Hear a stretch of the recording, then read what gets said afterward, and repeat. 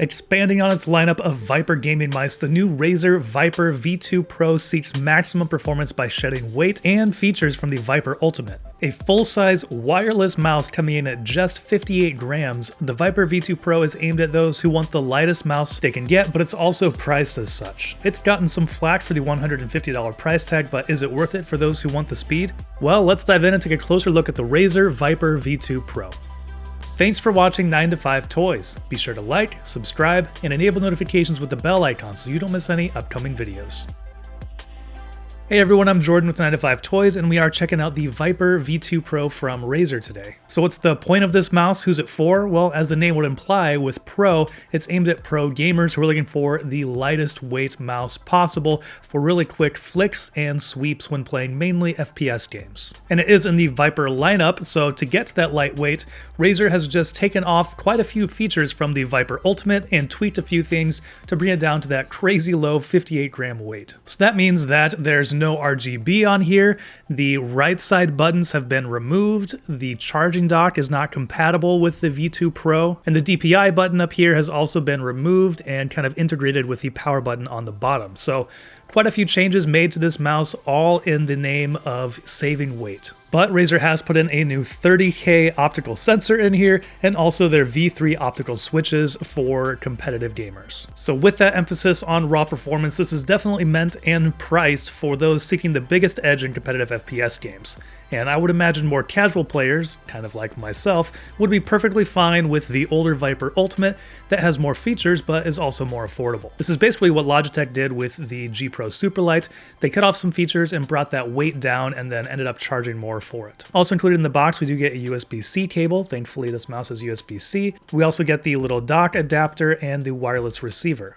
And then also in the box is a set of grip tape if you do want to put those on. Shape-wise, it's going to be basically the same as the older Viper Ultimate. Razer has kept the symmetrical shape as they believe it's a universal design that fits most grip styles. Razer was also able to keep the shell solid rather than having a perforated design that many companies like Glorious have had to adapt for dropping weight. I've been using Glorious mice for a while and I've never had an issue with dust or debris getting in, but in general, I prefer a solid shell as it gives it a more robust look. And while the Viper Ultimate had a truly ambidextrous design with the side buttons on both the right and left, Razer has cut off the buttons on the right side of the V2 Pro. The major reason here is to save weight, and unfortunately that does mean that lefties are kind of out of luck on this mouse. Razer has also removed the built-in grips on both sides. The mouse has a pretty textured finish that doesn't feel too slick, and they also include grip tape in the box if you need some more grip. I never felt like I needed the extra grip tape, so I didn't put it on. On bottom, Razer has that single button that powers on the mouse, as well as changes the DPI. Typically, DPI buttons are found on the top behind the scroll wheel, but removing a button does help to save some weight, and personally, I don't often change my DPI on the fly, so I don't really need quick access to that button anyways. Also on bottom are updated PTFE feet that are meant to improve the mouse's glide. In my experience on the Gigantus V2 3XL mouse mat from Razer that I'm using, it's worked great with some really smooth movements. Beyond weight reduction, the Viper V2 Pro also has a new ridiculous sensor. Created in partnership with Pixart, the Focus Pro 30K optical sensor goes up to 30K DPI, has a max acceleration of 70 Gs, and can handle speeds up to 750 IPS, or inches per second. And on paper, that means it should be able to handle the most intense of flicks and swipes from gamers. And another thing that Razer highlights is that this new sensor works on a wide variety of surfaces, and even glass that is at least 2 millimeters thick. Switches have also been updated to the new Gen 3 optical. Razer claims they focused on tactility and click lifestyle for these switches, and these new switches are rated up to 90 million clicks. And all of these things come together for a really great feeling mouse.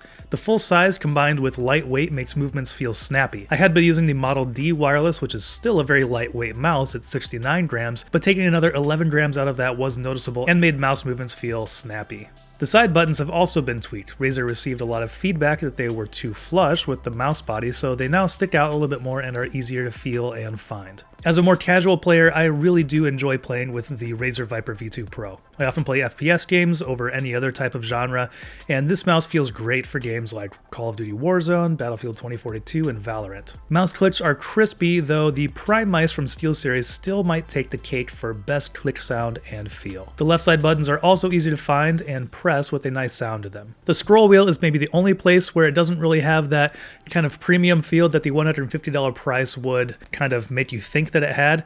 The, clicking it down sounds and feels fine, but the actual scroll wheel itself going up and down just feels maybe a little bit loose or maybe a little bit too noisy. It just doesn't feel like a, premium mouse wheel kind of worthy of like that $150 price point. But I'm sure that they've had to make some adjustments to it to help bring that weight down, so I can kind of see how they got there, but that's kind of my only gripe with the feel of the mouse. And without RGB, there isn't a huge need for Synapse in here.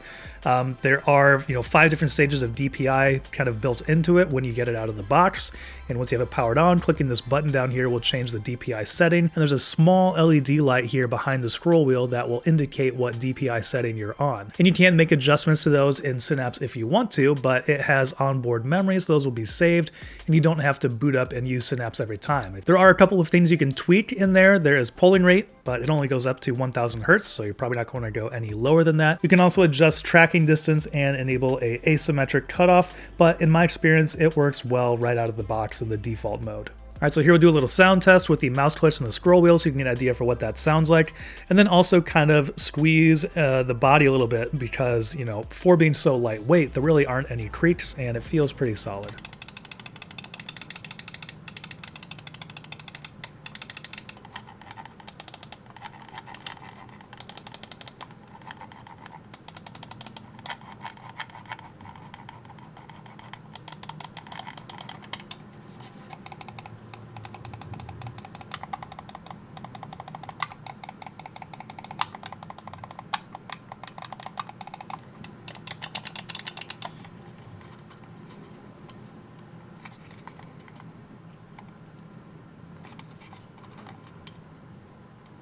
And talking about some of the competition here, because at $150, I mean, there are a lot of great mice you can buy for less than that. But I would say kind of, some direct competitors, Razer's own Viper Ultimate is going to be a big competitor here.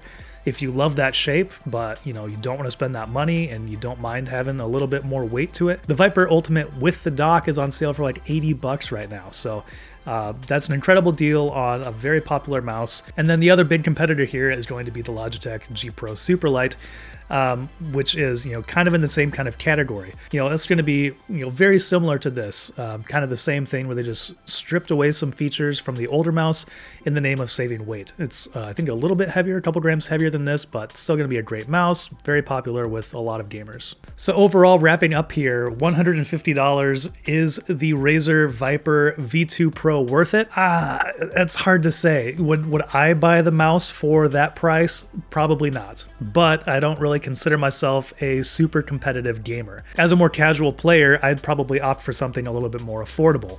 Either the Viper Ultimate, I've been using the Glorious mice, I've been using the Model D wireless quite a bit and really enjoying that mouse. There's also the X-Lite V2, which has a very similar weight to this, is wireless and also comes in, I think, at like $79. So there are some great options out there if the $150 price point is something you can't stomach, and that makes total sense. That being said, I have the Viper V2 Pro. Razer sent it over for me to review, and this is probably going to be my new main mouse for FPS games. I mean, it does feel incredible. It does feel very fast. So really it comes down to, your budget, what you're willing to spend, how much you're looking to get out of your mouse, and what kind of features you're looking for. That's going to do it for our review of the Razer Viper V2 Pro. Let us know what you think about it down in the comments below. And thank you for watching. If you enjoyed this video, please give it a thumbs up and consider subscribing. This is Jordan with 9to5 Toys.